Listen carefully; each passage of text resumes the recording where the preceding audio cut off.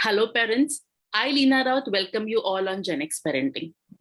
Did you know that India has the largest number of sexual abuse cases in children reported across the world?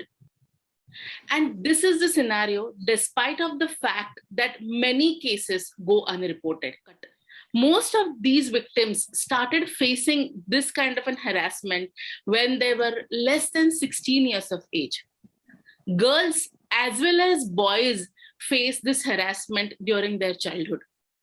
And these people are not from any specific community or any specific strata of the society. That means it happens across. And hence, on GenX parenting, we thought of talking about body consent or bodily autonomy with parents. To help us with the right information, we have with us certified sex educator and counseling psychologist, Ms. Diaz.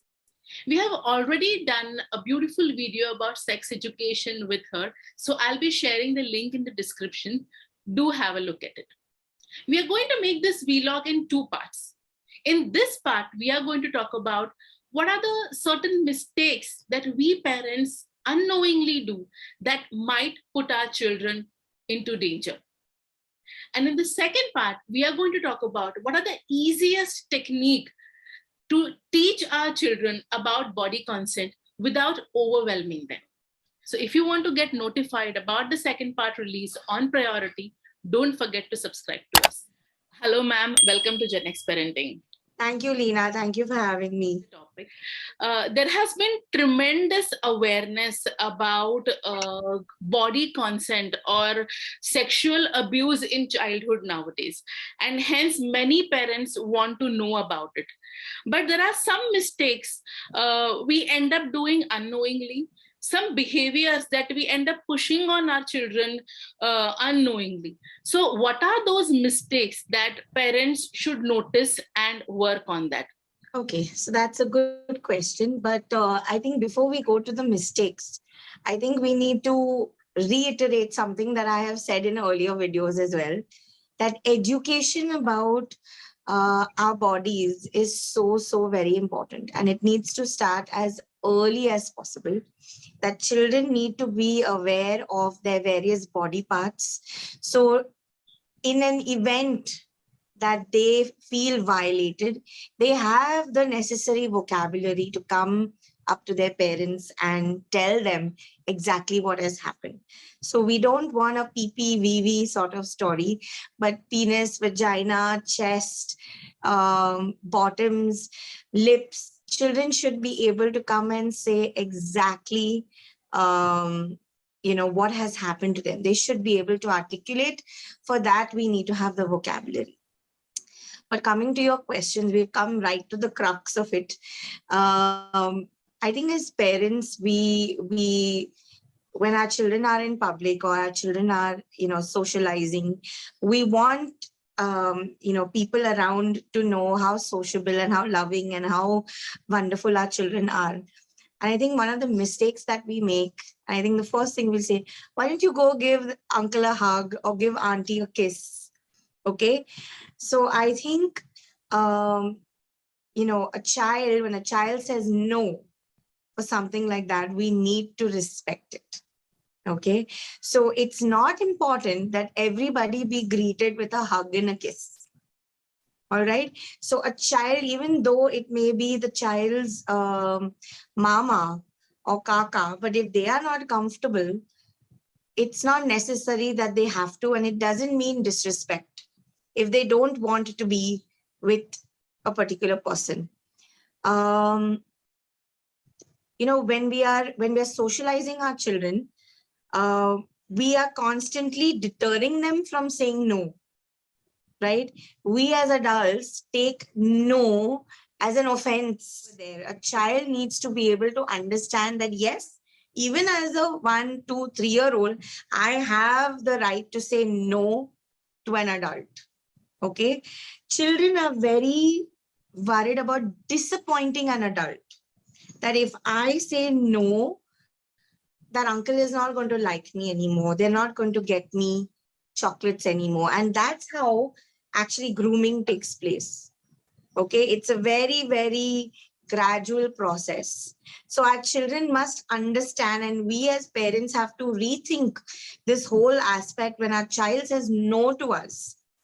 That are we inadvertently training them to say yes to everything? If you look at teenagers, they assume that if a boy and a girl are dating, that certain things are okay to be done. There is an assumption that if I am your girl, you are my girlfriend, I'm allowed certain access, certain touches, kissing, caressing, heavy petting is all okay. And girls feel that if I say no, he won't be my boyfriend anymore and he won't love me anymore. But girls need to realize that, A, when you are a teenager, you can't give consent, okay? Because you're not an adult. When you are a teenager, you are a minor, and minors cannot give consent. So when we've had situations where teenagers are, there's a public display of affection, hugging and kissing or whatever, inadvertently the boy will say that, oh, but she gave consent. But she is also 14. So a 14-year-old cannot give consent. Okay, it's simply a violation by two 14-year-olds. So this, and also, Leena, this whole area of consent is a very, very gray area. Okay, where one needs to step up and say yes, and where consent turns into assault, there is a very, very fine line. So as a blanket rule, we must remember and tell all our kids up to the point that they are teenagers, okay, till they turn 18, that nobody can give consent. Okay, and that they have every right to say no. You can lose a boyfriend and you can lose a friend, okay, or a girlfriend or whatever it may be, but you have a right to your body and you have a right to say no. So that's one mistake. Another mistake that we make as parents, I don't know, Leena, have you gone around? I know you have two boys, Leena, but have you seen the way, little girls' dresses? Okay, they have noodle straps, they have cold shoulders, they have off the shoulders, and I'm sorry if I'm sounding like a prude, but we are completely dressing our little girls as teenagers or as young adults. Okay, with the ultra short shorts, with the crop tops, with the cold shoulders. I am sure I may be bordering on offending certain parents when I'm saying this, but in our culture, there is a systematic sexualization of young girls that's taking place. And it's beginning with, if you look at some of the reality programs where little children are performing, you look at the steps that they do and the gyrating that they do, the bust thrusts that they do, the thumkas that they do. I mean, as adults, is that okay for a 4-year-old to be moving in that manner in a highly... Does a 4-year-old need to be dancing to a Chikini Chameli? And these things are glorified. Yeah. They are glorified in our culture and we are applauding these sort of things. Is it okay if I'm sending my child to a Bollywood dance class? Is it okay for them to be dancing to Tu Mera Boyfriend, Main Teri Girlfriend? Is that okay? Where is the consciousness when we are parenting our children? What are we doing actually? We are not even aware of how, we are the systematic sexualization of our children is taking place. Okay. I think these are, if I have to think about it, these are the few biggest mistakes that we make as parents in this regard, because then it's okay to dance in that manner. It's okay to, I don't know, where do we draw the line then? How do we protect our children? Okay, this whole topic is very values based, Leena. And I think it is for each parent to decide what is it that is okay for my son and my daughter, right? So there are many parents who are not going to like what I have to say, but based upon what I'm seeing with young teenagers, 14, 15-year-olds, it's all okay. Sab chalta hai. And then we're not teaching our girls that at any point in time I can say no. It's not that before I get into something, somebody has taken my consent and that's it. At any point of time, this is now for the slightly older children or maybe young adults, 19, 20-year-olds also. At any point in time, I can say no. It's not like, oh, you said yes earlier, so I can just proceed. There may be certain things that may be happening that may not be okay. And at any point in time, I can say no and say that I'm not comfortable doing this. As we said, and it was mentioned in the beginning of the talk also, that the biggest concern is many people do not report when the abuse happens. So, how do we help our children in this scenario? If you could share your views on that. I mean, Leena, the statistics are staggering. I mean, if you look at the number of assaults that are actually reported versus that what happens, I mean, you can't even imagine during the duration of this talk also, how many women and children have been assaulted, even as we've spoken. The numbers are staggering. The reasons why we don't, there is no reporting is because I think children are not believed. I think that is one of the main reasons.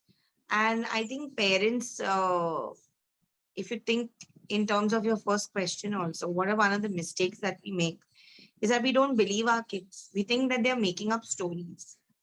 And I think the worst thing that we can do is not believe our child. When our child is saying that they are hurt, they feel violated, um, and, POXO is for everybody. And unfortunately, only, authorities like schools or colleges are held accountable, but parents are never held accountable for it, right? Because they know that the abuse or the assault has happened, but they don't report it because it's a close family member. POXO is protection of children against sexual offenses. And it's a 2012 October ruling that has come out that protects all children. And we have a duty to report any abuse that takes place. And it is up to the authorities to decide. But what happens when the assault is happening at home? When it's a close family member who is, and usually if you look at the studies, it's always a known person who is assaulting a young child. So, I mean, it doesn't get reported for so many reasons. One is this, it's family. We don't wash our dirty linen in public. Children are not believed. They are asked or they are frightened because the person doing the assaulting has told them to keep it a secret. So this is something that is part of our sexual abuse training with children also, that we don't keep secrets. If it's a surprise birthday party, that secret is okay to keep. But a secret about a touch that you got cannot be kept as a secret. We have to report it. So, but I don't know what happens. We say this to young children, but as they get older, those lines get more and more blurred. And I don't know how, touches become acceptable. And teenagers don't report what happens to them because it may have happened at a party or at a friend's house or at a game. If they report it to their parents, the parents' first line of action is no more parties, no more games. And I mean, what happens to that child's life then? So out of fear of that, out of fear of the fact that their whole life will come to a standstill. Kids don't report. That was a really helpful discussion, and I'm sure many parents will take a learning out of it and start implementing it. Thank you, ma'am. And if you all like this video, do share your comments, do share your questions in the comment section. For more such informative videos, don't forget to subscribe to GenX Parenting. We will be definitely sharing contact details of ma'am. So in case you want to have any personal consultation, you're free to approach her for the same. Thank you so much. Thank you, ma'am. Most welcome.